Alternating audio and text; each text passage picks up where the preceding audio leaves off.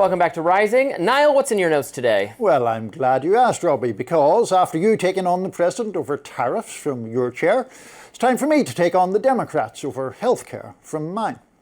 Not all Democrats, to be fair. I'm talking about the 8 Democratic senators who caved shamefully last night, handing the GOP a big win on the shutdown, and, more importantly, failing to put up a fight for their own constituents.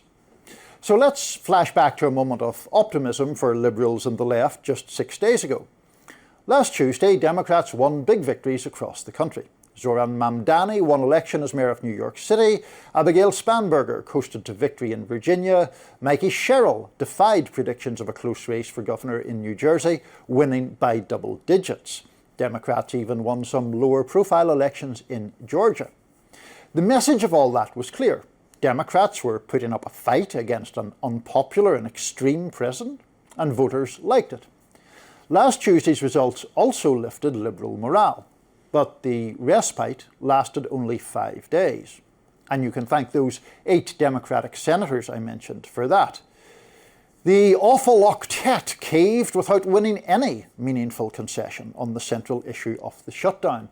And that central issue, as I mentioned, is healthcare. The whole entire point of the shutdown, from a democratic perspective, was to extend important subsidies for people buying their health insurance through the Affordable Care Act's exchanges. And now, after about 40 days, Democrats have given up. The enhanced subsidies will expire, and that means premiums will go up, doubling or tripling in price for some. The poorest will be hardest hit. People struggling to get by on a household income of $28,000 will have to pay more than $1,200 a year extra for their health insurance. People on $35,000 will see a raise of almost $1,600. Those figures from the Kaiser Family Foundation. Another reputable research organisation, the Centre on Budget and Policy Priorities, puts it another way. It says more than 4 million people will lose insurance coverage in the Obamacare marketplace completely. That, in turn, is part of a broader grim picture where the CBPP expects about 15 million people to become uninsured over the next decade because of these changes, as well as other Medicaid cuts in Trump's big spending bill earlier this year. Make no mistake, Monday was a grim night, not only for the Democratic Party, but for the voters who depend upon it. Here's Bernie Sanders summing things up. Tonight, 8 Democrats voted with the Republicans to allow them to go forward on this continuing resolution. And to my mind, this was a very, very bad vote. What it does, first of all, is it raises healthcare premiums for over 20 million Americans by doubling, and in some cases tripling or quadrupling. People can't afford that when we are already paying the highest prices in the world for healthcare. Sanders also talked about the bigger political picture. As everybody knows, just on Tuesday, we had an election all over this country. And what the election showed is that the American people want us to stand up to Trumpism, to his war against working class people, to his authoritarianism. That is what the American people wanted, but tonight, that is not what happened. A Democratic Party that was on a high just 6 days ago is now in this kind of dismal uproar over the vote. California Governor Gavin Newsom responded with a one-word tweet: pathetic. Congresswoman Alexandria Ocasio-Cortez lamented that, quote, working people want leaders whose word means something. And for Congressman Greg Casar, the leader of the Progressive Caucus on Capitol Hill, quote, accepting nothing but a pinky promise from Republicans isn't a compromise, it's capitulation. Meanwhile, over on MSNBC's The Weekend, co-anchor Antonia Hilton and guest Dean Obeidallah channeled the frustration many Democratic voters, are surely feeling. In the wake of the election on Tuesday, the president made remarks saying basically, wow, Republicans are being harmed by all of this, acknowledging that he was on his back foot. And now here he is winning again? How did he do it? The Democrats, I don't understand how a Democratic senator goes, wow, we won really big. Let me cave now. I don't understand. That makes no sense to me. To be clear, polls had consistently showed more voters blamed Trump and the GOP for the shutdown than Democrats. And a Kaiser Family Foundation poll just last week showed 74% of Americans, 74%, wanted the Obamacare subsidies extended. How do you take those cards and lose? How do you come off an election where fighters have been rewarded and decide to surrender instead? How do you create a confrontation with a president who your voters loathe and then hand him a win? It's enormously frustrating for liberal Americans. That's why so many voters believe something about this Democratic Party has to change. It might be more primary challenges from progressives. It might be more grassroots action. It might be more willingness to fight. It might be all of the above. But things can't go on like this. Gavin Newsom had it right. Pathetic. Well, the silver lining, Niall, is that we'll get to do this again in 2.5 months. Yes, exactly. So we can have this exact Reprise. fighting conversation. Look, I understand why, from a progressive or left-wing standpoint, the dissatisfaction is certainly palpable, particularly after Democrats received a mandate of some sort with very, very favorable election results that might have strengthened their resolve to go on. Obviously, I disagree with having the fight over these issues, but given the Democratic Party's policy priorities and the policy priorities of progressive people, I think it did make sense to continue to hold out. So that speaks to really a cowardly leadership. Now, I know Schumer did not join with the 8, but Ro Khanna's blaming him, and probably he quietly signaled for them to go ahead and do this now while he can maintain the pretense of objecting. I think that's the widespread suspicion. Absolutely, the widespread suspicion. Yeah, it speaks to, again, a leadership that is out of touch with what not the entire party wants, because there are a lot of moderates in the party, but the most energized faction right now of the Democratic coalition wants to fight Trump on these issues that, as you point out, speak to certain Democratic polling strengths and speak to the fact that they won the election. So I was as surprised as anyone else to say, oh, really, today's the day we're calling an end to this thing. It's music to my ears, but I suppose I don't care either way. The government can remain shut down, and we're going to have to hire everyone back, even all of them. Well, this is the thing. Sad. So Oh, Robbie. So two points. Firstly, on the moderates thing, it is worth noting that a number of moderates voted against, did not cave on this. I mean, people like Mark Warner is not some flaming liberal. John Ossoff in Georgia. I mean, they're all flaming liberals. Well, they're all big government liberals to you. But I mean, this is not the progressive wing of the Democratic Party only that was holding out. They were undercut by people like Fetterman, which is predictable, but also like people like Tim Kaine. To your point, though, about Tim Kaine. I just always say that. Oh, do you? Because he was the vice presidential candidate, most forgettable vice president. He was quite forgettable, as it happens. Yes. But the point about the federal government workers is, Tim Kaine is now trying to use the return of the federal government workers as a kind of fig leaf for doing this deal, having previously supported the shutdown.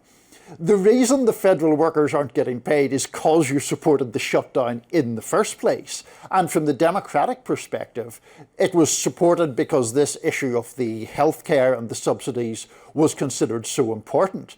So from someone like Tim Kaine's angle, he's picked this fight, has abandoned the principle that was causing the fight, and is now saying, oh, well, we've got things back for federal workers. The federal workers wouldn't have been harmed if you'd never had the shutdown in the first place. Right. The point of the shutdown was to try to win the healthcare concession. But I guess to play devil's advocate, how was there any universe in which they actually win this fight because the Republicans are happy to have the government shut down for as long as possible? They're not. You can't negotiate with the party if they're unified against Trump. Now, probably the counter argument is that Trump himself, a mercurial figure who is actually not like a Paul Ryan type person on any of these issues, might have eventually instructed them to cave, probably. Now, I don't know that that's a likely outcome. The Republicans might have there's nothing you can do. They're more Republicans, and they're happy to just have the government shut down. Yep. And so it falls to Democrats to eventually give in or just have a permanent government shutdown. I think that the Democrats, I do recognize that dynamic, but I think the Democrats could have held out at least for the compromise that they themselves proposed last week, which was a 1-year extension on the subsidies, not for them to be extended in perpetuity, but to have a 1-year extension. Because there are some Republicans who are wary of these subsidies being taken away because they would hurt their own constituents. Yeah. So I think that's an issue as well. All right, Niall, what's in your notes today? I'm glad you asked, Robbie, because it looks like the government is well on its way to reopening after a long shutdown. But the effects of the shutdown don't instantly disappear, and the lessons we've learned from it shouldn't be forgotten either. It's always worth remembering the advice commonly attributed to Maya Angelou: when someone shows you who they are, believe them. President Trump and his allies have shown us their willingness to use some of the poorest Americans as political tools, regardless of the suffering that causes. I'm talking, of course, about the battle over SNAP benefits. Around 42 million Americans use those benefits, commonly known as food stamps. Many millions of Trump voters are among them. One of the highest per capita rates of SNAP usage is in Deep Red, Oklahoma, where roughly 1 person in every 6 is on the program. There's no shame in that, of course, but there's plenty of shame in the way SNAP beneficiaries have been treated by the administration. The president and his friends have done everything they can to wheedle their way out of providing desperately needed benefits. They've done so to try to ramp up suffering as a political tactic. And that's morally wrong, regardless of whether or not it turns out to be politically effective. Trump's push is still going on, even though the shutdown seems about to end. Just yesterday, lawyers for the administration went before the Supreme Court. They want the justices to intervene, to block decisions from lower courts requiring the payment of full SNAP benefits. Even with the shutdown in full effect, there's money to fund the program for the moment, but the administration won't use it. Sometimes their reasoning has been particularly absurd. Here's Kevin Hassett, the director of Trump's National Economic Council, on CNN last week, and Jon Stewart's reaction on The Daily Show. You have a little rainy day fund for food stamps in case there's a disaster, which is about half as much as you need for a month of food. And they're saying, oh, just release that. Yeah, that's exactly what we are. It's a rainy day fund. This qualifies.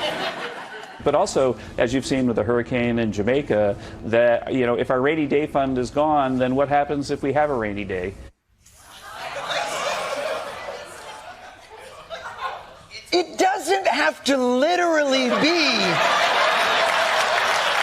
a rainy day to be a rainy day fund.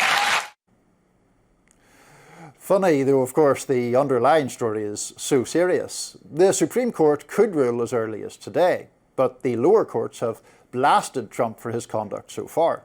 A US District Court judge in Rhode Island last week hit back at the administration for ignoring his prior order to quickly restart SNAP payments. The administration had done so for, quote, political reasons, Judge John McConnell Jr. said. There is, as always, a bigger picture here. Trump can say whatever he likes about being the champion of forgotten Americans, but when the crunch comes, he'll take the side of rich Americans and disparage or hurt the poor as fast as any country club Republican ever would. Yesterday, the president spoke to Laura Ingraham of Fox News. Here's some of their exchange. Take a look at some of the welfare things that we're talking about. They've doubled, tripled, and quadrupled since I left office. SNAP benefits have well, SNAP has gone from like $7 billion to many times $7 billion. This is nonsense.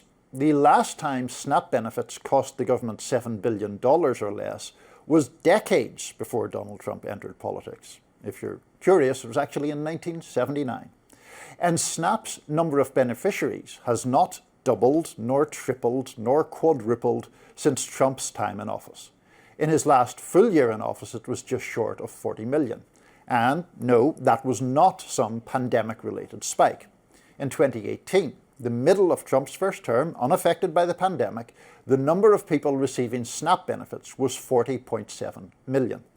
Last year, it was 41.7 million. But it suits Trump to blame the poor.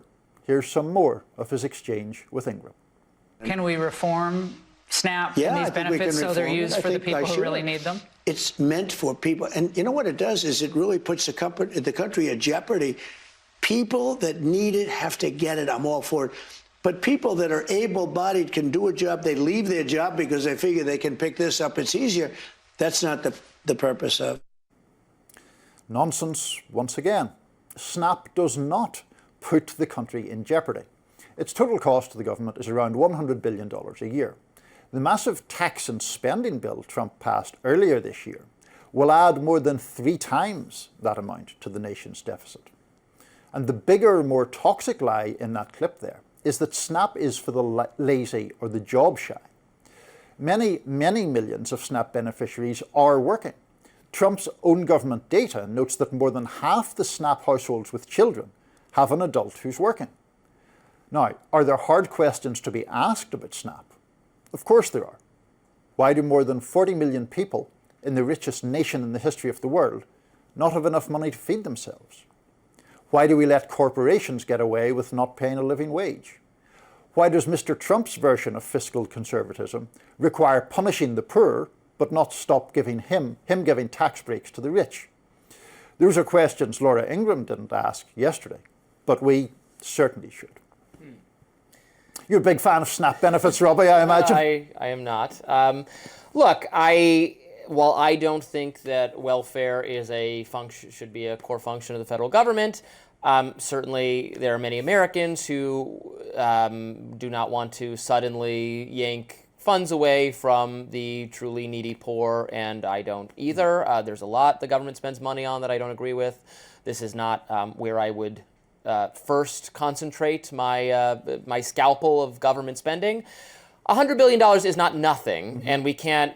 I sometimes start to roll my eyes when it's like, well, but this is only this much and this is only this much. We'll never cut anything. There's no one chunk that we can easily do away with, or else it would be already done. But I would rather concentrate on reform other aspects of the entitlement system and defense spending, which are the bulk of the budget. And I do think that you mentioned like paying living wage and things of that nature. I'm actually more against those policies than I am against very anti-paying a living wage. Well, I'm against having the government try to restructure the economy in terms of rules for what firms pay, what they can buy, how they operate. That reduces economic productivity.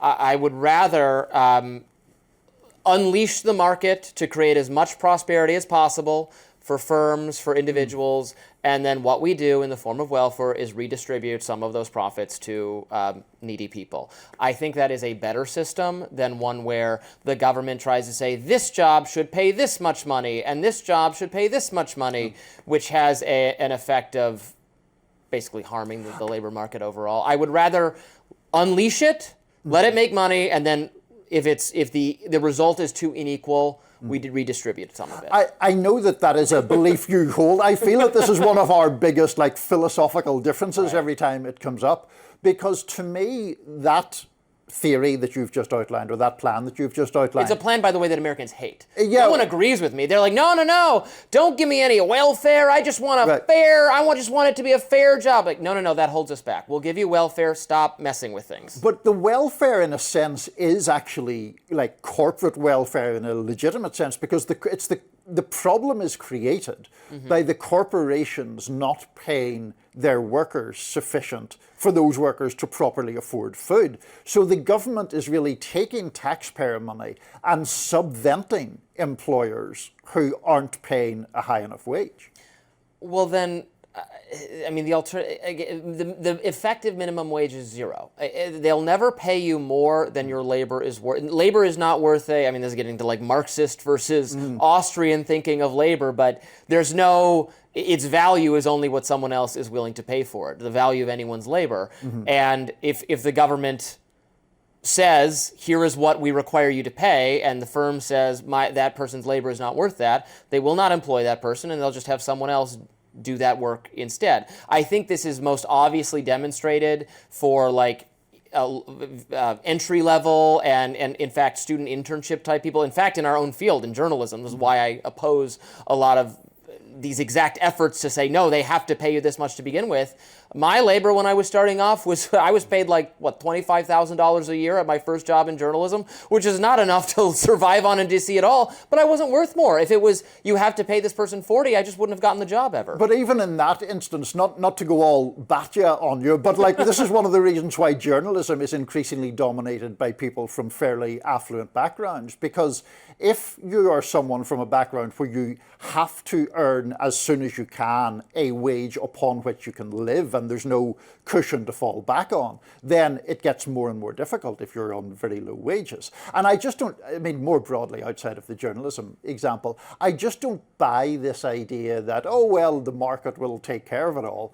Corporations which have enormous power will keep wages as suppressed as they possibly can because it's in their economic interests to do so. And therefore, there is a legitimate role for government to counteract that power. Yeah, that's our disagreement. I would say, but labor is a resource like any other. Yeah. And so while it sounds bad that, oh, they keep wages low, well, then that results in lower prices that in terms of their service, where if you raise the cost of the labor cost, it's like raising any other cost of raw materials, then the good costs more. So I would subsidize the laborers in forms of welfare rather than tell the company what they should. I feel this is our deepest schism, but there we go. We'll discuss it further at a later date. Niall, what's in your notes today? Thank you for asking, Robin. We talk a lot here on Rising about media failures, bias, sensationalism, hype, and so on. But there's another media flaw that I want to discuss today. That's the propensity of news organisations to turn away from foreign conflict zones as soon as politicians here in Washington declare that conflict over. The situation on the ground is often far more complicated. I'm talking, of course, about Gaza and about the occupied West Bank too. It's about a month since President Trump announced an agreement on the first phase of a ceasefire deal between Israel and Hamas. And you can feel Palestine slipping further and further down the American media's list of priorities. That's despite a ceasefire that hasn't actually involved very much ceasing of fire. More than 240 Palestinians have been killed by Israel since the declaration of a ceasefire. That's according to the Gaza Media Office. The Palestinians say Israeli forces have violated the ceasefire almost 300 times. And Israel attacked Gaza on 25 days out of the first 31 days of the supposed ceasefire, according to an analysis from Al Jazeera. Some ceasefire. Meanwhile, the situation in the occupied West Bank remains grim.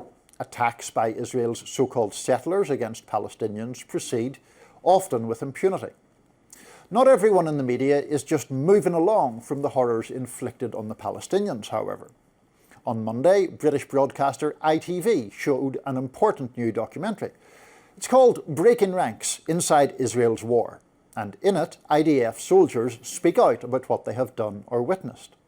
They detail the widespread use of civilians as human shields. They describe people being shot while seeking aid. And above all, they talk about a military assault where all moral or ethical guardrails have been lifted, and where any pretext to open fire will do. One soldier, Eli, describes an incident where a senior Israeli tank commander orders a strike on a building. The building is inside a supposed safe zone. Quote, "A man was standing on the roof hanging laundry, and the officer decided that he was a spotter," Eli says. "He's not a spotter, he's hanging his laundry. You can see that he's hanging his laundry."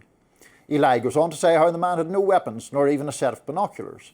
Quote, "Unless he had eagle eyes, how could he possibly be a spotter?" And the tank fired a shell, the building half collapsed, and the result was many dead and wounded. Here's the documentary maker, Ben Zand, talking to Lewis Goodall of British radio station LBC about what motivated the soldiers to break the code of silence. They became increasingly troubled by what was happening on the ground, and they talk in very, very specific detail of incidents where higher ups have made them do things that they don't feel comfortable with, shoot to kill policies, kind of the general attitude within the military that there are no innocents in Gaza, and I think just they want to speak out about it. The IDF, for its part, says it, quote, remains committed to the rule of law. There are two larger points here. One is that there are almost certainly more atrocities yet to come to light in Gaza. And the second is, we knew plenty already while it was happening. Outrages were taking place in plain sight. And that's important as we trace the story back here to Washington. I've always tried to be clear on one point. Joe Biden and the people around him acted appallingly in facilitating Israel's actions in Gaza. It's the great moral disgrace of the Biden presidency. And we're finding out more about that too. Just last week, Reuters reported how in the waning days of the Biden administration, the US had gathered intelligence that, quote, Israel's military lawyers warned there was evidence that could support war crimes charges against Israel for its military campaign in Gaza. Of course, if the Biden people had agreed with that assessment, American arms shipments would have had to cease. So they didn't agree. According to Reuters, the loophole found was that, quote, the US had not gathered its own evidence that Israel was violating the laws of armed conflict. Quite a rare example there of Team Biden not taking the Israelis' word for it. According to a separate report from HuffPost, Biden himself, quote, personally considered new American intelligence focused on possible violations of US and international law by Israel in his final weeks in power. And then he, quote, rejected suggestions from advisors to reduce American involvement. That kind of dismissiveness was evident from Biden and his people all along. Way back in April 2024, an Israeli drone strike hit a World Central Kitchen aid convoy. 7 aid workers were killed. I got the chance to ask Biden spokesman John Kirby about that at the time. Here's some of our exchange. Is firing a missile at people delivering food and killing them not a violation of international humanitarian law? Well, the Israelis have already admitted that this was a mistake that they made. They're doing an investigation. They'll get to the bottom of this. Let's not get ahead of that. Your question presumes, at this very early hour, that it was a deliberate strike, that they knew exactly what they were hitting, that they were hitting aid workers and did it on purpose, and there's no evidence of that. I would also remind you, sir, that we continue to look at incidents as they occur. The State Department has a process in place. And to date, as you and I are speaking, they have not found any incidents where the Israelis have violated international humanitarian law. Unless you think we don't take it seriously, I can assure you that we do. We look at this in real time. They have never violated international humanitarian law ever in the past 5 to 6 months.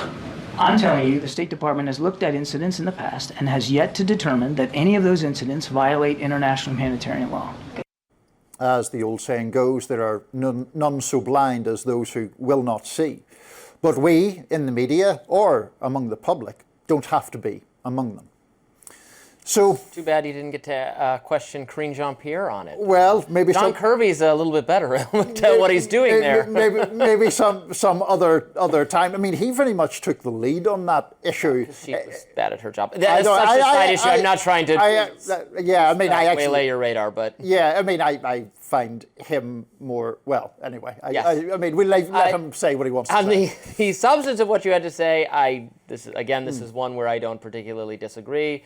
I think, I reflect even on my own credulousness over the course of the conflict in saying, earlier on when they were accused of striking a hospital, or it was unclear who hit a hospital and, making some fight about that. And maybe it's still unclear, I don't know, but they hit hospitals over and over again subsequently. So what does it matter? Exactly. And at that time it was like, Israel would never do that. Right. What an appalling allegation to make. Boom. And then it was just like disgraceful. Yeah.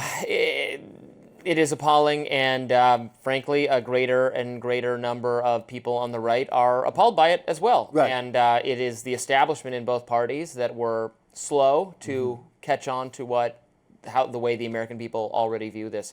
And when that happens, you get a split in the commentary between establishment people who want to cling to the narrative and people who are actually listening to readers, viewers, voters, etc., and then make a name for themselves and rise in popularity. That's what's happening with some of these more fringe figures on both sides. Mm-hmm. It's because they're speaking for an underlying idea that exists among the American people that this was wrong. Right, and I think that is one of the several things in the recent past where the establishment view has come to be seen as wrong. I mean, one of the things I was sort of pointing out in the radar was that this is not me speaking from this chair in some liberal partisan way. I mean, I think Biden was appalling on this issue, and I think he was surrounded by a lot of people in that sort of Washington foreign policy establishment whose reflex is simply to support Israel under almost any circumstances. I mean, advisors like Brett McGurk are very much in that category.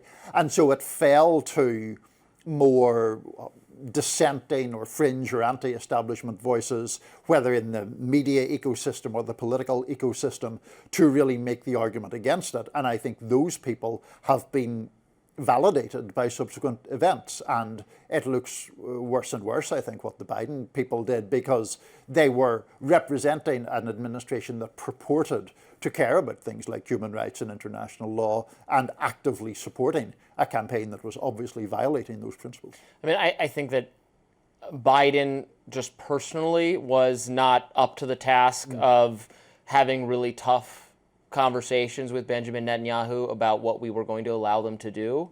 And not ideologically inclined to do it. Anyway, not ideologically inclined to do it. Well, right, none of these figures are ideologically inclined to do it.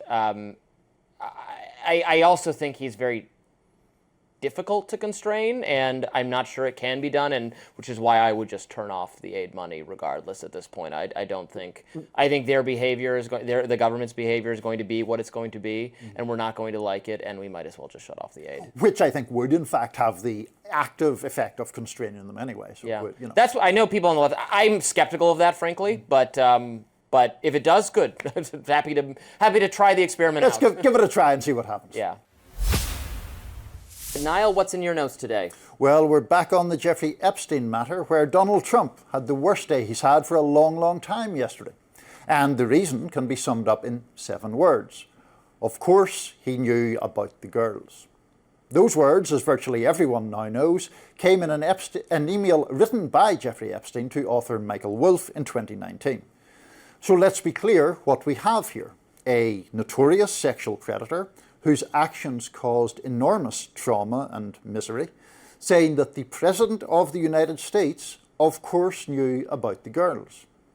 This new message comes on top of details we already know that seem to point towards something just not right, something shady or even creepy in the Trump-Epstein relationship, like Trump's words from an old magazine profile of Epstein. The future president said, quote, "He's a lot of fun to be with. It's even said that he likes beautiful women as much as I do, and many of them are on the younger side." Or part of the message bearing Trump's signature in the now infamous birthday book prepared for Epstein's 50th. Quote, "A pal is a wonderful thing. Happy birthday, and may every day be another wonderful secret." Trump denies writing that message. Okay, but still, for Trump, when it comes to Epstein, the personal is for sure political, and these new emails are a major political problem. They add to the public clamour that already exists for a release of the full Epstein files. Congress has the power to make that happen. A handful of Republicans have joined the effort. The push is spearheaded by Republican Thomas Massie and Democrat Ro Khanna. The other 3 Republican signatories to that push deserve a lot of credit, in part because even 6 months ago, nobody would have named these people as the GOP members most likely to stand up to Trump. Marjorie Taylor Greene, Nancy Mace, Lauren Boebert. Good for them. The White House is trying and failing yet again to move past the issue. Yesterday, I was at the White House for the media briefing, where Press Secretary Caroline Leavitt argued the release of the new emails was a, quote, distraction. Leavitt was also pressed for details about a quite extraordinary meeting that also took place yesterday. Boebert was apparently summoned to the White House Situation Room for a meeting that included Attorney General Pam Bondi and FBI Director Kash Patel. Here's Leavitt being questioned about that by Mary Bruce of ABC News. Given your interest in transparency, Caroline, why are White House officials then meeting with Representative Boebert in an effort to try and get her to not sign this petition calling for the release of the files? Doesn't it show transparency that members of the Trump administration are willing to brief members of Congress whenever they please? Doesn't that show our level of transparency? Doesn't that show the level of transparency when we are willing to sit down with members of Congress and address their concerns? That's a defining factor of transparency. No, in fact, it isn't. It's not a defining factor of transparency to bring a member of Congress to the Situation Room so you can turn the screws on her, hoping she will back away from supporting a release of the Epstein files. It's the reverse. It's ominous evidence about just how worried Team Trump is. There is something deeply odd and troubling about all of this. Boebert, to her credit, didn't take her name off the petition, despite the White House pressure campaign. Here's Massey talking about that with CNN's Caitlin Collins last night. I got to give credit to Lauren Boebert to walk into the White House, the center of power, the free world, really, and to sustain that and to come back out and to be solid, and also to Nancy Mace and Marjorie Taylor Greene. There was all the speculation that they might take their names off, and they never did. So it's not a hoax. It's not a moot point. It is a very serious thing. There are 1,000 victims, and there are survivors who have had a press conference with Ro Khanna and I, and that's what we're fighting for, justice for them. By the way, Massey's reference there to a moot point is alluding to a comment from the Republican Speaker of the House, Mike Johnson. Johnson contends that a full House vote would be irrelevant because of work already being done by a particular committee. Here's Caitlin Collins asking Massey about that. Since he's the Republican House Speaker, he's calling it totally pointless exercise and completely moot. What do you make of his comments? Do you agree with those? Well, the White House spent a lot of effort in the midst of a shutdown to stop a totally pointless exercise that's completely mute. Indeed it did. Concern about Trump's relationship with Epstein is not by any stretch confined to liberals or Trump critics. Last month, a new poll from Marist College found 77% of Americans believe all the Epstein files should be released. Trump is resisting every step of the way, but the pressure is building. There will be a full House vote on the matter. That's not only because of the resoluteness shown by those 4 Republicans. It's also because yesterday, finally, Adelita Grijalva was sworn in as the Congresswoman representing Arizona's 7th District. Grijalva was elected a full 7 weeks ago. The delay in swearing her in is believed to be the longest in the entire history of Congress. And the suspicion is that Johnson was delaying because he knew Grijalva would be the vote that would put Massey's petition over the finish line. But she's here now, and here's part of her speech to the chamber yesterday. Because that's what the American people expect us to do. Fight for them. That is why I will sign the discharge petition right now to release the Epstein files.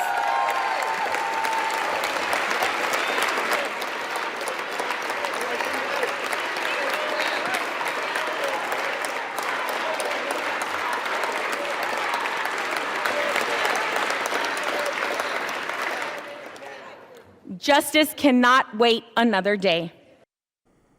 Sadly, justice will probably have to wait quite a few more days, but it does seem to be coming one way or another, and Donald Trump seems to be very, very worried about that. Well, I think the answer is to do what, yes, Massey and Ro Khanna and others want to do, which is just release all the files, and Trump should stop blocking that, and Mike Johnson should stop aiding him in that effort.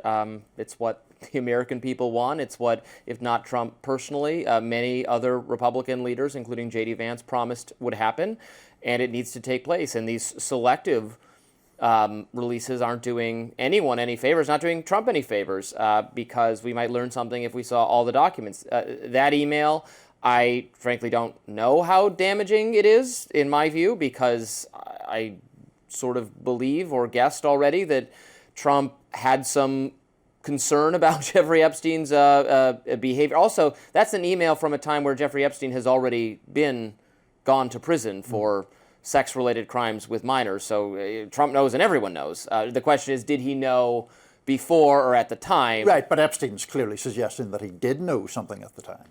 I don't know that he's clearly suggesting that, but that's not my interpretation. Well, if he knew about the girls and asked Ghislaine to stop, that would surely refer to a time whenever he knew Ghislaine Maxwell was doing something to furnish girls for Epstein, would it not? I think it suggests a knowledge that Jeffrey Epstein was being creepy around the girls at Mar-a-Lago, an issue that Trump dealt with by having him thrown out of the club. So I don't know that it goes beyond that. And I will again point out that Virginia Giuffre, who's the victim mentioned there, says that Trump didn't do anything wrong. I think that the point, though, is Trump's extremely aggressive attempts to prevent disclosure obviously fuels the suspicion that disclosure would be more damaging to him. Yeah, that I agree with, which is why we should just, doesn't matter if it's damaging or not, we just got to see all of it at this point. Something we didn't mention in our discussion of these emails earlier is that another figure who didn't come out looking very well is this former New York Times reporter, Landon Thomas. Yes, right? who also looked like he was advising, that he was warning Epstein about some inquiry into Ken Starr that would look bad for him or something. That was weird too. It was weird. That was, I think, hazier than the Michael Wolff example we were talking earlier, but it did look, it was just an odd one. There are lots of emails, not all of them related to Trump at all or anyone else, that are kind of, it's harder to fill in the gaps as to exactly what is meant by them. And there's also like much mockery of Larry Summers, which I don't mind people mocking Larry Summers, but that's a whole other thing. The way all these people communicate is also just kind of odd to me, or maybe that's just old people or something, because the emails are short, sometimes one word, lowercase. They email the way I think I would text maybe, but I think even my texts are a little bit more polished than that. I don't know. Young people, I think, use more polished language in texts and even emails than I don't know, that stuck out to me. It's neither here nor there. It was just odd, the literal cadence of his communications to me. It's the very rich are liberated from the rules of grammar or any sensible kind of emailing, I think. All propriety has been thrown out, indeed. Exactly.